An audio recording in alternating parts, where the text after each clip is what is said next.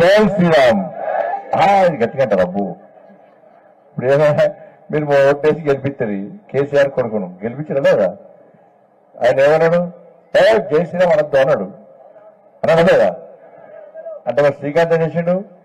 శ్రీకాంత్ లాంటి చాలా మంది కార్యకర్తలు, బీఆర్ఎస్ పార్టీ కార్యకర్తలు, బిడ్డ నువ్వు దేవుని నమ్మని నాస్తికునివి, నువ్వే నాస్తికునివి, మళ్ళీ ఇక్కడ ఎంపీగా పోటీ చేస్తున్నా చుట్టపైన ఆయన కూడా ఇంకా పెద్ద నాస్తికుడు. ఆయన మీరు జై శ్రీరామ్ అనొద్దంటారని చెప్పి జై శ్రీరామ్ అన్న పార్టీలో మేమెందుకు ఉండాలి, జై శ్రీరామ్ అనే పార్టీలో ఉంటామని చెప్పి ఆ పార్టీకి రాజీనామా చేసి జై శ్రీరామ్ పార్టీకి వచ్చినటువంటి మా సోదరుడు దివాన శ్రీకాంత్ గారికి హృదయపూర్వక స్వాగతం పలుకుతూ, కాంగ్రెస్ పార్టీకి అభ్యర్థి చెప్తున్నాడు.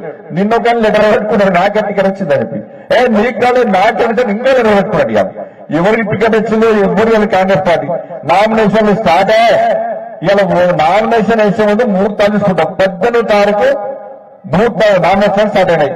నేను స్వామీజీని అడిగిన, స్వామీజీ నా పేరు మీద ముహూర్తం ఎప్పుడు చెప్పు, నేను పోయి నామినేషన్ వేయాలంటే నీకు 19వ తారీఖు మంచిగా ఉంది, 20వ తారీఖు మంచిగా ఉందని స్వామీజీ చెప్పాడు. 19వ తారీఖు ఒక సెట్ చేస్తాం, 20వ తారీఖు మళ్ళీ సెట్ చేస్తాం. మరి కాంగ్రెస్ పార్టీ వాళ్ళ అభ్యర్థుల ముహూర్తాలు చూసుకోవాలి లేదా? ఇంతవరకు కాంగ్రెస్ పార్టీ అభ్యర్థిని ప్రకటించడానికి ఇంకా ముందు అవుతుందంటే కాంగ్రెస్ పార్టీ ఇక గెలవది. ఇక పోటీ ఏదో నవవసరంగా పోటీ చేయాలి కాబట్టి చేయడానికి మాత్రం వస్తుంది తప్ప నిజమైన కాంగ్రెస్ పార్టీ నాయకులు ఎవరు కూడా కాంగ్రెస్ పార్టీ నుంచి పోటీ చేయడానికి ముందుకు వస్తున్నారు. కాంగ్రెస్ పార్టీకి అభ్యర్థి కరువై ఇలా ఇంతవరకు ప్రజలకు తెలియలేదు. బీఆర్ఎస్ పార్టీ, కాంగ్రెస్ పార్టీ నాయకులందరూ కోవిడ్ వస్తే ఇంట్లో కూడా అంటారు, మాకు బయటకు వస్తే మాకు కోవిడ్ వస్తే నేను చచ్చిపోతా, కుటుంబం చచ్చిపోతారని భయానికి ఎవరు బయటికి వెళ్ళలేదు. కానీ మా కుటుంబాలను వదిలిపెట్టి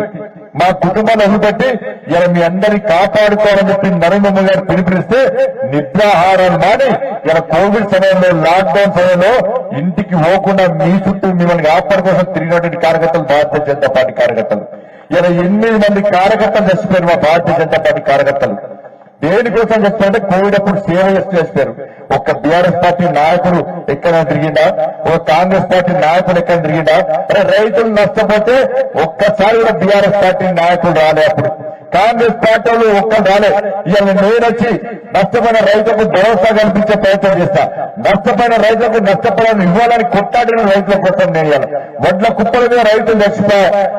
ఒక్క రైతుకు నష్టపోవాలి బీఆర్ఎస్ పార్టీ. మొన్న రైతు నష్టపోతే కాంగ్రెస్ పార్టీ ఒక్క పైసా కూడా ఇవ్వకపోయా.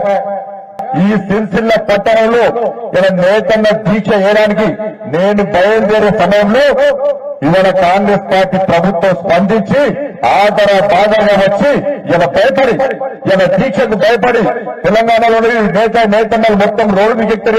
ఇలా సిరిసిల్లకు మద్దతు చెప్తారు. ఇలా నేత కార్మికులు కాంగ్రెస్ పార్టీ నాయకులు రోడ్ల మీద దిగారు. ఉరికిస్తామని భయపడి ఇవాళ దిగొచ్చి ఇవాళ సమస్యలు పరిష్కరిస్తామని చర్చలు జరిపి ఇవాళ 50 కోట్లు ఇస్తున్నట్టు ప్రకటించిన విషయాన్ని ఒక్కసారి గుర్తుంచుకొని గతంలో బీఆర్ఎస్ పార్టీ మెడల్ వచ్చిన వ్యక్తి నన్ను అన్నారు.